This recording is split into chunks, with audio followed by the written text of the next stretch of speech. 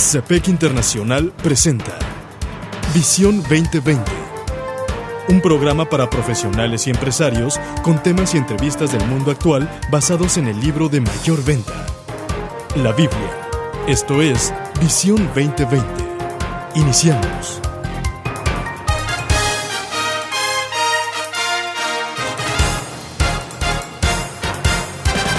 Bienvenidos a su programa Visión 2020. Les saludamos el doctor Enrique Cepeda con la alegría de siempre. Y Edgar Medina. Hoy presentamos el programa 745, la prosperidad y la fe. Para iniciar escuchemos Mateo capítulo 17, versículos 14 al 21. Cuando llegaron a la multitud, un hombre se acercó a Jesús y se arrodilló delante de él. Señor, ten compasión de mi hijo. Le dan ataques y sufre terriblemente. Muchas veces cae en el fuego o en el agua. Se lo traje a tus discípulos, pero no pudieron sanarlo. Ah, generación incrédula y perversa. Respondió Jesús. ¿Hasta cuándo tendré que estar con ustedes? ¿Hasta cuándo tendré que soportarlos? Tráiganme acá al muchacho. Jesús reprendió al demonio, el cual salió del muchacho y éste quedó sano desde aquel momento. Después los discípulos se acercaron a Jesús y en privado le preguntaron: ¿Por qué nosotros no pudimos expulsarlo? Porque ustedes tienen tan poca fe. Les respondió: Les aseguro que si tienen fe tan pequeña como un grano de mostaza, podrán decirle a esta montaña: trasládate de aquí para allá, y se trasladará. Para ustedes nada será imposible. Doctor, pues comenzamos este programa agradeciendo primero que nada a todos aquellos que muy amablemente se han dado el tiempo de ponerse en contacto con nosotros a través de nuestro correo electrónico visión2020internacional@msn.com. Queremos agradecer también a aquellos que nos han buscado y encontrado en Facebook como programa Visión 2020, aclaro que 2020 con número, y pues le han dado me gusta a la página, lugar donde por cierto pueden escuchar también los programas y por supuesto ponerse en contacto con nosotros. Doctor, continuamos con el tema de la prosperidad, que es relevante, es muy trascendente, que hay una rica perspectiva bíblica y que hoy en la actualidad se ha convertido en un tema controversial porque en buena medida la Iglesia ha distorsionado un tanto cuanto este tema. Así es.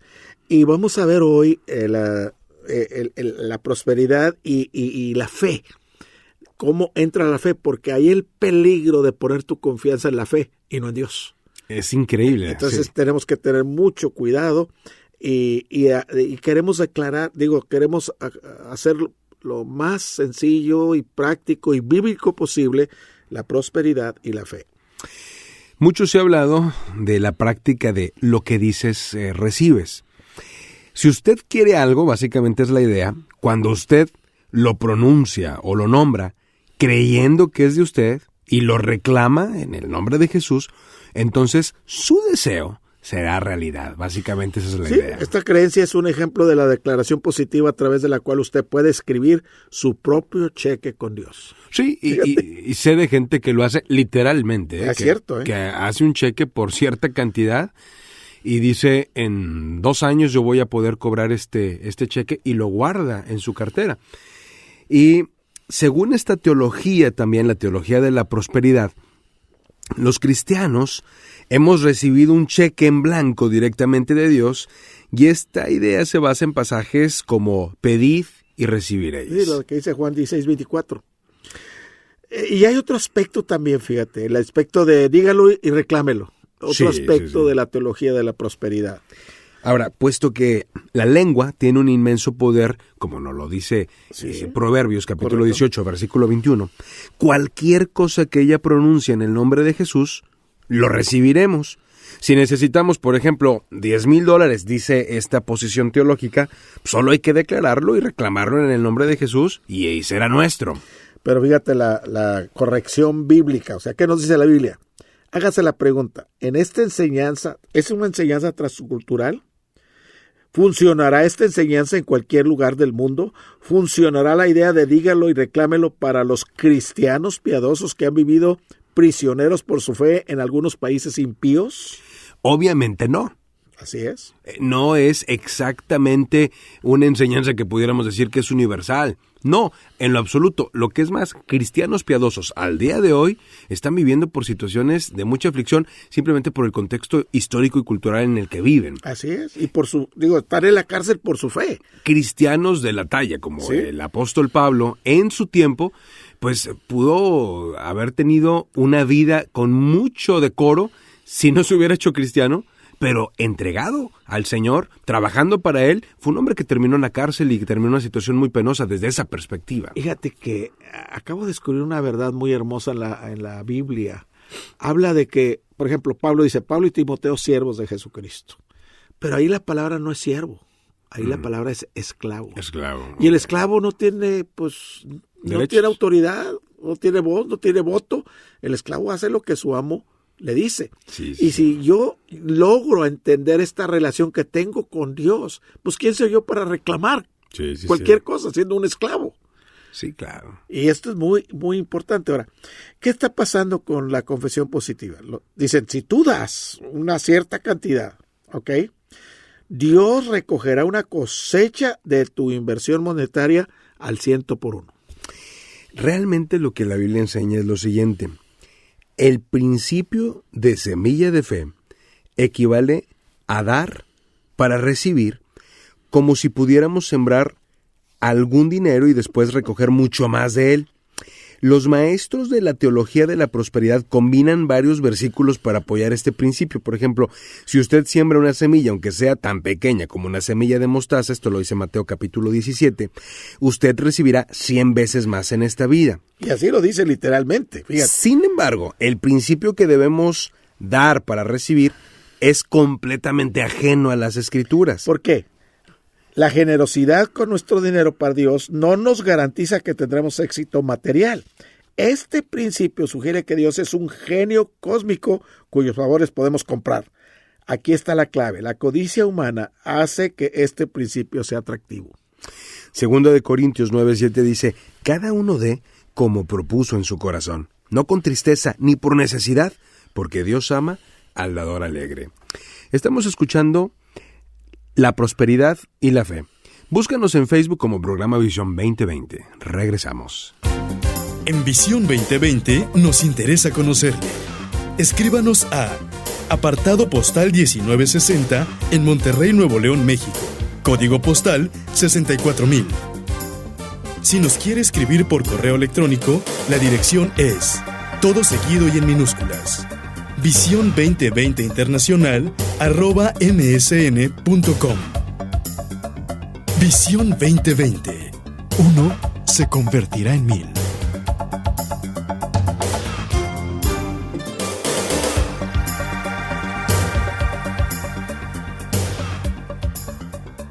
Doctor, le recordamos a todos nuestros amigos que pueden volver a escuchar este programa, La prosperidad y la fe, en el siguiente sitio, programavision2020.blogspot.mx. Doctor, la Biblia nos habla acerca de la fe y pone como ejemplo de la fe algo muy sencillo, un grano de mostaza. Así es. Y fíjate que desgraciadamente o desafortunadamente la enseñanza de la prosperidad dicen que mientras yo tenga fe, aunque sea del tamaño de una semilla de mostaza, con la cual pueda mover montañas, puedo mencionar lo que yo quiera sin importar cuánto dinero cueste y recibirlo por el poder del nombre de Jesús. ¿Qué es lo que realmente enseña la Biblia? Primero, debemos ver cuál es el contexto de este pasaje, el pasaje de la semilla de mostaza en Mateo capítulo 17. Un hombre desesperado se acercó a los discípulos de Jesús y les pidió que sanaran a su hijo que estaba oprimido por los demonios y las enfermedades, pero resulta que ellos pues no pudieron ayudarle. Fíjate, unos capítulos antes allá en Mateo 10. Entonces, llamando a sus 12 discípulos, les dio autoridad sobre los espíritus inmundos para que los echasen fuera y para sanar toda enfermedad y toda dolencia. Y eso se debió que Jesús reprendiera a sus discípulos por su falta de fe. y los animara a que confiaran en el poder que Él les dio para llevar a cabo su tarea. Dice Mateo 17, 20 y 21, Jesús les dijo, por vuestra poca fe, porque de cierto os digo, que si tuviereis fe, como un grano de mostaza, diréis a este monte, pásate de aquí a allá, y se pasará, y nada os será imposible. Pero este género no sale sino con oración y ayuno. Fíjate, lo que Jesús quiso decir es que no es tan importante cuánta fe tenemos, pues esta puede ser minúscula. Lo importante es el objeto de la fe, es decir, que mientras confiemos totalmente en el Señor, Él es poderoso para hacer a través de nosotros cualquier cosa que Él quiera hacer. Mientras seamos totalmente dependientes del Señor, y mientras que todo lo que hagamos sea de acuerdo a su voluntad, nada será imposible de lograr, porque no hay nada imposible para Dios. Repite estas palabras. Y mientras que todo lo que hagamos sea, ¿qué? ¿De acuerdo a qué? Sea de acuerdo a su voluntad. Nada será imposible de lograr, porque nada es imposible para Dios. Esta promesa no puede usarse para obtener todo lo que queremos. Primero, el versículo no tiene nada que ver con sembrar una semilla, sino con reconocer que nuestra fe, sin importar cuán pequeña sea, debe estar depositada totalmente en el Señor para que podamos hacer aquello que Él nos ha llamado a hacer. Y en segundo lugar, no se nos ha dado autoridad para sanar toda enfermedad como el Señor hizo con los 12 discípulos. En tercer lugar, es evidente que puesto que la voluntad de Dios para los discípulos era que ayudaran a ese hombre, el Señor, finalmente los reprendió porque fallaron. Y en cuarto lugar, el sufrimiento es una parte de la buena voluntad del Señor para nosotros, para que aprendamos, y aquí está la clave, Edgar, para que aprendamos a depender completamente de Él. Mira lo que dice 1 Pedro 4:19, ¿qué dice? De modo que los que padecen según la voluntad de Dios, encomienden sus almas al fiel Creador y hagan el bien. A pesar de que estamos padeciendo, debemos hacer el bien. Doctor, es sorprendente desde esta perspectiva lo que dice el Salmo 119, versículo 71. Bueno me es haber sido humillado para que aprenda tus estatutos. Qué actitud tan hermosa del salmista, ¿eh? Sí, claro. ¿Y qué nos dice el Salmo 66, 10 al 12? Porque tú nos probaste, oh Dios, nos ensayaste como se afina la plata. Nos metiste en la red, pusiste sobre nuestros lomos pesada carga, hiciste cabalgar hombres sobre nuestra cabeza, pasamos por el fuego y por el agua, y nos sacaste abundancia. Aquí lo que podemos destacar, doctor, es que evidentemente Dios está mucho más decidido y preocupado, por decirlo de alguna manera, en desarrollar nuestro carácter, en que nosotros nos lleguemos a padecer a Jesucristo, que va a permitir muchas veces la aflicción a fin de que crezcamos espiritualmente, a fin de que crezcamos en carácter. Y sí, este pasaje termina diciendo, y nos sacaste abundancia, pero después de haber pasado por muchas adversidades.